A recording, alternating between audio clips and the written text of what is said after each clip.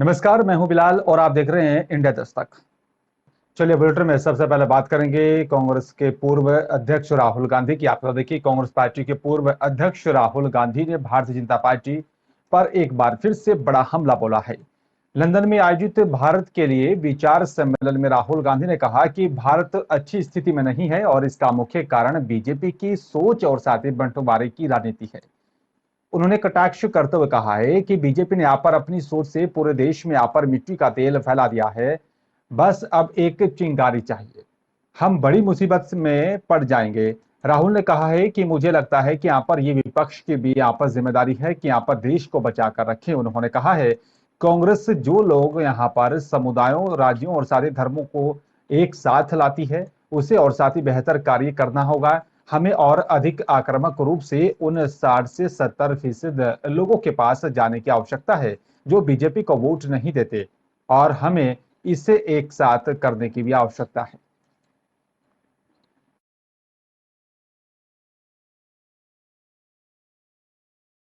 OBC महासभा की तरफ से बुलाए गए मध्य प्रदेश बंद पर कमलनाथ ने अपना एक बयान दिया है और उन्होंने कहा है कि यहाँ पर कि हम उनका समर्थन करते हैं। पिछड़े वर्ग के साथ घोर अन्याय हुआ है और अगर पिछड़े वर्ग में हमारे राज्य का 50% से भी अधिक हिस्सा है तो ये आरक्षण उसी के अनुसार होना चाहिए था।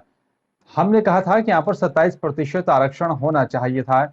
और आपको बता दें कि यहाँ पर मध्य प्रदेश बंद का जो ऐलान किया गया उसमें यहाँ पर पूर्व मुख्यमंत्री कमलनाथ ने अपना समर्थन देने का ऐलान कर दिया है और साथ ही कहा कि यहाँ पर हालात पिछड़ा वर्ग के बुरे हैं, उसको लेकर वो अपना समर्थन देते हैं।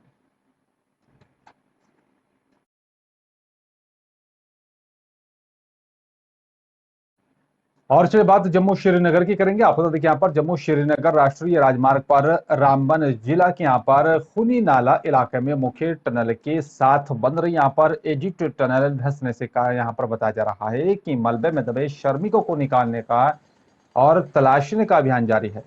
शनिवार को एक बार फिर से युद्ध स्तर पर कार्य शुरू कर दिया गया और आपको बता दें कि यहाँ पर पिछले शुक्रवार को लापता 10 श्रमिकों में से एक का शव दोपहर को मलबे से यहाँ पर बरामद हुआ था। अभी भी 9 लोग मलबे में दबे हैं। इनमें 5 बंगाल, 2 नेपाल, 1 असम और साथ ही 2 जम्मू कश्मीर के निवासी हैं। खराब मौसम के बीच शाम को घटनास्थल पर और मलबा गिरने से बचाव कार्य को एहतियात के तौर पर रोक दिया गया था। आपको बता दें कि शनिवार सुबह मौसम में सुधार हुआ और प्रशासन ने एक बार फिर से बचाव कार्य को तेजी के साथ शुरू कर दिया। काम में तेजी लाने के लिए मशीनों की मदद ली जा रही है। भूस्खलन के बाद टनल के मुहाने पर एक बार फिर से मलबा गिर जाने की वजह से लापता लोगों का पता लगाने का अभियान भी काफी लंबा खींच सकता है। इससे पहले यहाँ पर पिछले वीरवार देर रात 3 घायल श्रमिकों को बचा लिया गया था जिनका अस्पताल में उपचार जारी है।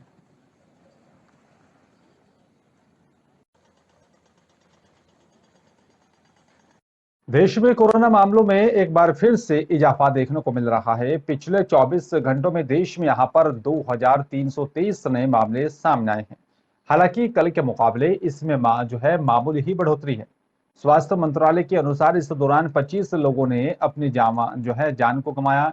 रिपोर्ट के अनुसार कोरोना को मात देकर ठीक होने वालों की संख्या भी लगातार उसमें इजाफा देखने को मिल रहा है। पिछले 24 घंटों में 2346 लोग कोरोना संक्रमण से ठीक हुए।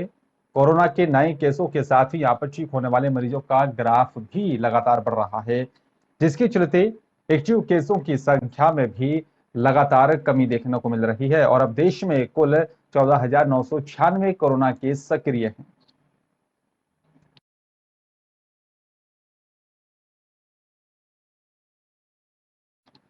कुंभ नगर देवप्रयाग में गंगा स्नान और साथ ही रघुनाथ मंदिर में पूजा अर्चना के बाद से ही बाबा विश्वनाथ और साथ ही मां जगदीशशीला की यहाँ पर 23वीं डोली रथ यात्रा शुक्रवार को कमलेश्वर मंदिर श्रीनगर के लिए रवाना हुई। इससे पहले यहाँ पर डोली यात्रा पहली बार नरसिंह मंदिर मुंडेठ पहुंची। यात्रा के दर्शन के लिए यहाँ पर स्थानीय लोगों और साथ यहाँ पर तीर्थ यात्रियों ने भी दर्शन कर आशीर्वाद लिया। गंगा मैया के यहाँ पर जयकारों के साथ ही डोली ने यहाँ पर संगम पर स्नान किया। आपको बता दें कि रथ यात्रा 11 मई को हरिद्वार से मंत्री प्रसाद नैथानी की अगुवाई में निकली थी और यहाँ पर विश्व शांति और साथ ही कल्याण के लिए प्रार्थना की गई। 23वीं बार आयोजित डोली यात्रा को 23 जो है बता दें कि यहाँ पर 13 जिलों स्थित यहाँ पर 165 तीर्थ स्थानों पर जाना है। जिससे बाबा विश्वनाथ की 1000 धाम स्थापना का संकल्प पूरा हो सके। और पिछली बार ये टोली यहाँ पर 141 तीर्थ स्थानों पर गई थी। इस मौके पर मंत्री प्रसाद नेथानी ने कहा है कि उत्तराखंड देवभूमि मानी जाती है, लेकिन यहाँ पर तीर्थाटन नीति न होने के कारण कई पौराणिक स्थल उपेक्षित हैं। जगदीश शिला डोली इस वर्ष 23वें साल में पूरे उत्तराखंड के भ्रमण पर जा रही है और ये 30 दिन की यात्रा है। इस समय डोली ने पूरे उत्तराखंड में 165 नए स्थानों पर जाना है ताकि जो 1000 धाम स्थापन की जो बाबा विश्वनाथ जगदीश शिला का संकल्प है वो पूरा हो सके। विगत 20 वर्षों में जो डोली ने भ्रमण किया 141 स्थान गई और इस बार 165 स्थानों पर जाएगी। तीर्थाटन प्रदेश हमारा बने, उत्तराखंड देवभूमि है, देवभूमि का जो स्वरूप है वो साकार हो सके, इस डोली का ये मुख्य उद्देश्य है और विश्व में शांति हो सके, हमारी तीर्थ संस्कृति जिंदा रहे और जो हमारे 4 धाम हैं इसके साथ साथ 1000 धाम उत्तराखंड में स्थापित हों, इस यात्रा का उद्देश्य है। उत्तराखंड में 2 साल बाद बिना किसी पाबंदी के शुरू हुई चारधाम यात्रा में श्रद्धालुओं का ऐसा यहाँ पर जो है संख्या देखी जा रही है कि काफी संख्या में चारों धामों में यहाँ पर तिल रखने की भी जगह नहीं बची। लगातार बड़ी संख्या में यात्री चारधाम यात्रा के लिए आ रहे हैं और जिसकी वजह से यात्रा के लिए यहाँ पर पंजीकरण स्लॉट को भी फुल बताया जा रहा है। बद्रीनाथ धाम में जहाँ 26 मई तक स्लॉट बुक हो चुके हैं और वहीं अन्य धामों के लिए यहाँ पर 16 जून तक स्लॉट फुल हो चुके हैं। ऐसे में देश के कोने कोने से आए श्रद्धालुओं को परेशानी का भी सामना करना पड़ रहा है। हरिद्वार में पंजीकरण केंद्र पर यात्री पहुंच रहे हैं और साथ ही स्लॉट बुक होने की वजह से परेशान हो रहे हैं। हरिद्वार जिला पर्यटन अधिकारी सुरेश यादव का कहना है कि चारधाम यात्रा में कई प्रदेशों से यहाँ पर यात्री आ रहे हैं और इस बार सरकार ने चारधाम यात्रा के लिए यहाँ पर निःशुल्क पंजीकरण की व्यवस्था शुरू की। यात्रियों को ज्यादा आने की यहाँ पर वजह से चारों धामों के यहाँ पर स्लॉट को फुल हो गया है, जिसकी वजह से यात्रियों के सामने समस्या खड़ी होने लगी है। हरिद्वार ऋषिकेश में यहाँ पर लाखों श्रद्धालु स्लॉट फुल होने की वजह से परेशान।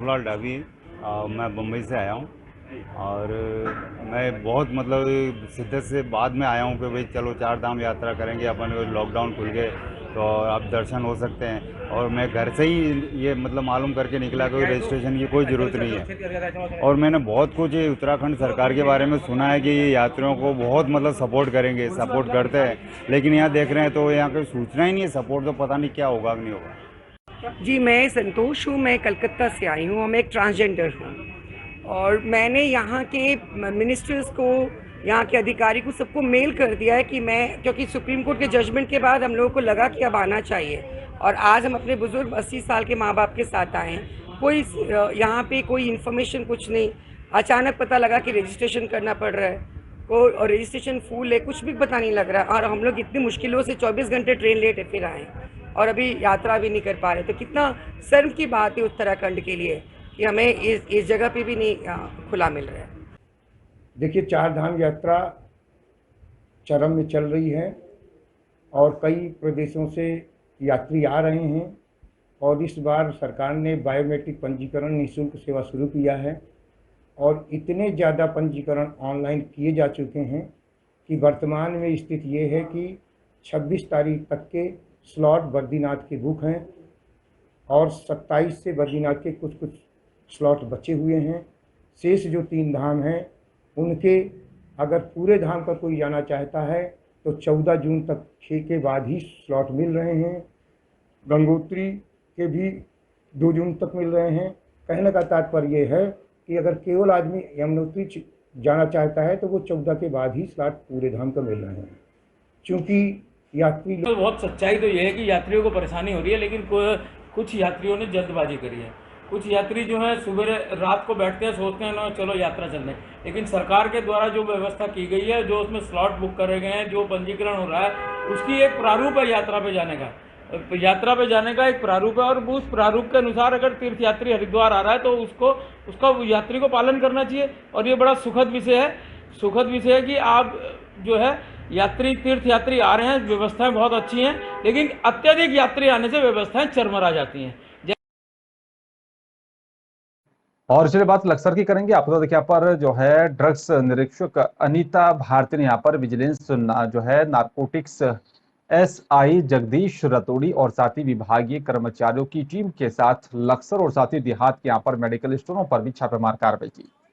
छापामारी के दौरान लक्सर के यहाँ पर जो है शेखपुरी में स्थित यहाँ पर एक मेडिकल और साथ ही रायसी गांव में यहाँ पर स्थित एक मेडिकल स्टोर पर कुछ नशीली दवाइयों और बताया जा रहा है कि उसमें यहाँ पर अनियमितताएं मिलने पर दोनों मेडिकल स्टोरों को टीम ने यहाँ पर सीज कर दिया है। इसके अलावा कुछ मेडिकल स्टोरों पर दवाइयों को यहाँ पर प्रॉपर ढंग से रख रखाव न किए गए मामले में भी यहाँ पर सामने आए हैं और इसके अलावा यहाँ पर कई मेडिकल स्टोरों पर सीसीटीवी कैमरे लगे नहीं मिले। इससे सभी की यहाँ पर व्यवस्थाओं में जो है सुधार करने की भी हिदायत दी गई है।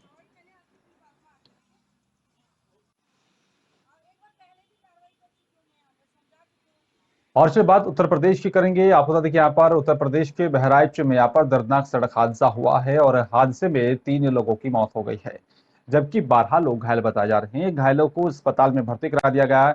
कड़ी मशक्कत के बाद कार में फंसे शवों को निकाला गया है। जानकारी के अनुसार लखनऊ बहराइच हाईवे पर शनिवार की सुबह नेपाली यात्रियों से भरी यहाँ पर टाटा विंगर कार और साथ ही टैंकर में टक्कर हो गई थी। हादसे में 3 यात्रियों की मौके पर ही दर्दनाक मौत हो गई।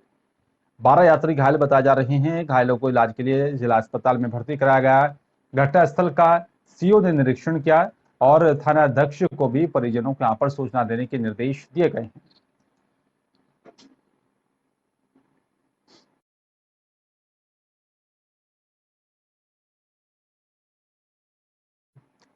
और चलिए बात अब अगली खबर की करेंगे। और आपको बता दें कि यहाँ पर संभल में एक बार फिर से बाबा का बुलडोजर चलता हुआ नजर आया। सड़क के किनारे अवैध अतिक्रमण को हटाया गया है।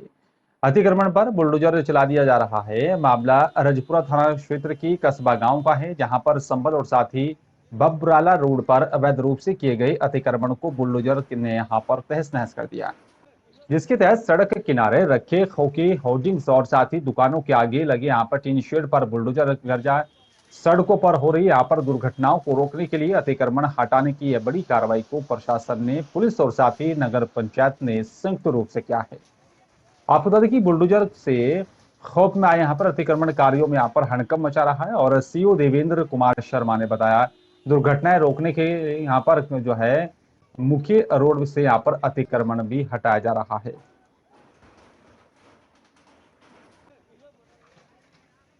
जैसा कि आपको विदित है कि उत्तर प्रदेश शासन द्वारा जो अवैध रूप से अतिक्रमण कर लिया जाता है और सड़क पर होर्डिंग्स लगाए जाते हैं, होटल्स आगे बढ़ाकर कर लिए जाते हैं, जिससे अधिकतर दुर्घटना हो जाती है। इसी समस्या को दृष्टिगत रखते हुए सड़क साफ करने के लिए सड़क सुरक्षा सप्ताह के अंतर्गत आज माननीय एसडीएम महोदय मेरे द्वारा और थाना प्रभारी निरीक्षक रजपुरा द्वारा ईओ नगरपालिका गावा द्वारा सम्मिलित रूप से कार्रवाई की गई है, जिसमें अतिक्रमण हटाया गया है।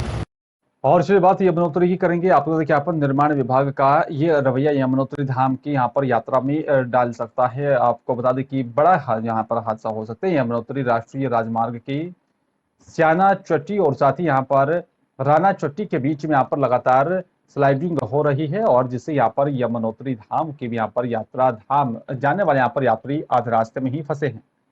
जाम लगने जैसी यहाँ पर स्थिति बनी हुई है। यमुनोत्री धाम जाने वाले यहाँ पर यात्रियों के सामने अब खाने पीने के सामान का भी संकट गहराता जा रहा है। जिला प्रशासन ने फंसी यात्रियों के लिए यहाँ पर खाने पीने का इंतजाम शुरू कर दिया है, लेकिन यात्रा व्यवस्था को लेकर जिला प्रशासन सवालों के घेरे में है। यमुनोत्री राष्ट्रीय राजमार्ग की खस्ताहाल को देखते हुए विधायक संजय डोभाल मौके पर पहुंचे और विभाग को सड़क मार्ग खोलने के भी जरूरी निर्देश जारी किए हैं। सभी तीर्थयात्रियों से ये अनुरोध है कि केवल 1-1.5 घंटे का संयम रखें। हमारे एनएच के जितने भी, चाहे हमारे एक्शन साहब हैं, चाहे सभी ने भी हमारे यही है या सारे कर्मचारियों ने बहुत पूरी रात रह के यहाँ पे काम किया और 1-1.5 घंटे में यहाँ पे रोड खुल जाएगा। सभी यात्री बस केवल 1-1.5 घंटे और संयम से काम लें और उसके बाद सारी यात्रा सुचारू रूप से चलने लग जाएगी। यातायात सुचारू करने के लिए पूरी रात काम चला है।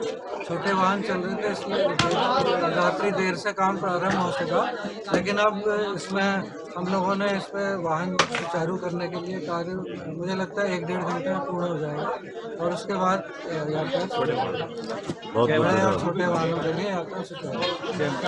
जय माता दी। Thank you.